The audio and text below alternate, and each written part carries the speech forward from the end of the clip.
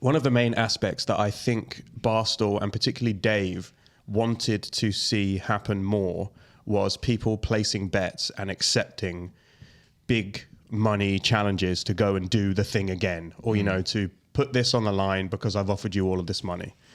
So the question is, if they now have $10 million to play with, does that change whether people make those decisions, yes or no? If they offer Bubby that money again and it has another 0 on it and it's, we'll give you 1.6 million if you play this hole again for your team instead of 500,000 or whatever it was. If those stakes are like drastically increased, will people like a Kevin Hart, a LeBron, you know, who might take those bets with their friends, you know, like maybe not to that scale, but will have taken bets like that before. Will those people be more open to doing it than the kind of well-connected, quite friendly community of YouTube golfers?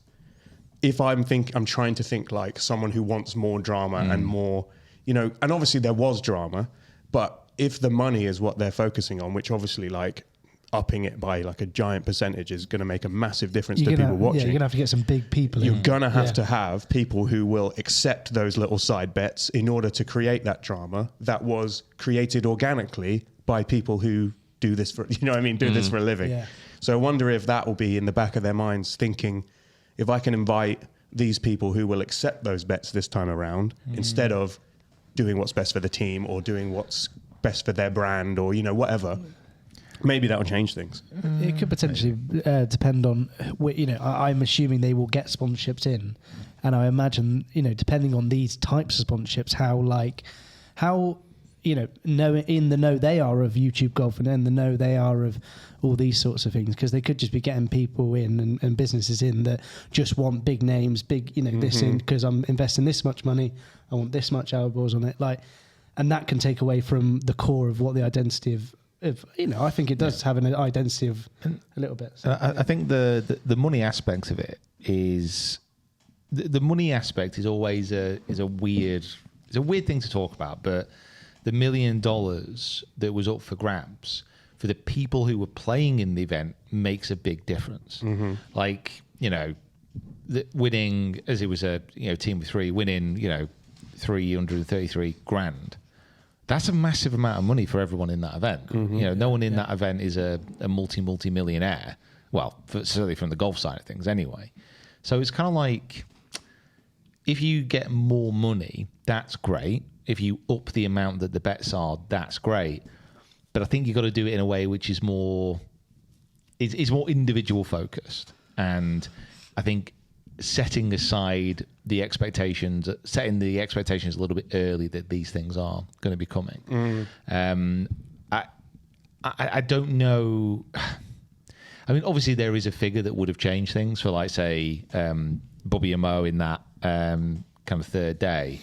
If they're offered X amount more, chances are it's like, well, it gets to the point now where, it really does make a difference. So I wonder if how they do it is at the beginning, you know, when they're doing their like preliminary conversations and interviews, and, you know, you played your voice note on their podcast with Rick. I wonder if at the beginning they ask you like what you would spend the money on, and they get you to name a specific thing that you want to do with your money.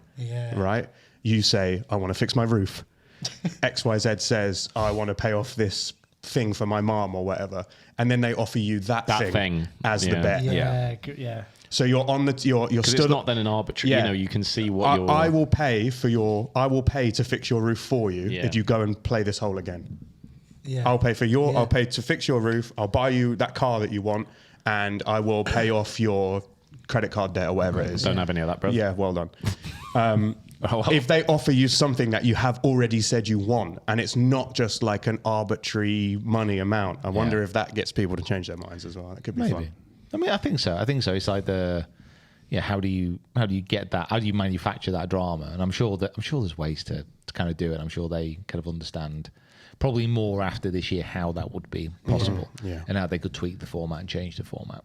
Yeah, because like people, like I sort of listened to Rick's podcast, and he was sort of saying, like you said, he won 2 of his matches, but he was out. You know, like big hitters were out early, weren't they? You know, it was still obviously some big personalities in there, but like there was some big, Grant was gone. big Like ones, that was so. How can you change it? But I don't know. These are all these questions are all. Hey, we ain't paid to answer these questions. Exactly. We just talk about them. Talk about them in the comments as well. Let us know what you would like to see at the Internet Invitational number 2, and whether money would change your mind. Be very interesting. I think a lot of people. Everyone has their price. Anyway. Everyone's got their price. Said Jessie J. I wonder how they sleep at night. Very good. Yeah. Okay, so let's just finish on this. This is the debate. Very good. No idea. That was just the what is this shrunk to? Thinking what the price tag was on it. Yeah, he was. Yeah. Jessie J is the best singer of our generation, and I will fight anyone who thinks otherwise. It's just kind of sad, isn't it? You know, when people used to quote like Shakespeare or Socrates to each other, and here we are just firing off Jessie J lyrics. Yeah.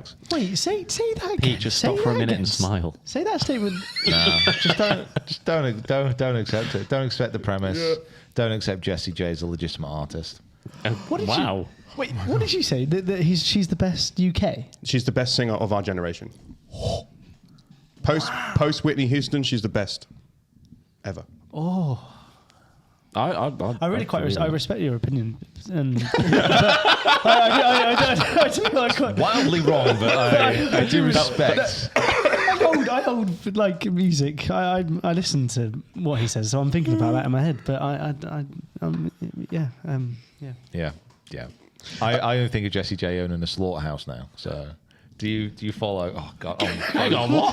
My phone's there's a Jessie J owns a slaughterhouse. So there's a what? There's an account. No, she doesn't. There's an account on there's an account on Twitter, and I followed it ages ago, and it basically it's like a celebrity news tweet. It's like they create fake ones. It's a mock account. Yeah. It's a mock account.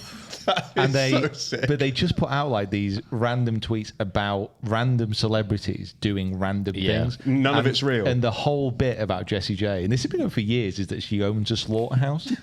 And they just like keep putting out tweets. It's like, Jessie J responds to concerns that PETA have raised about conditions in her slaughterhouse. It's just like a random like quote from Jessie J saying like the animals don't suffer in my slaughterhouse, and by the way, I don't care. The singer said.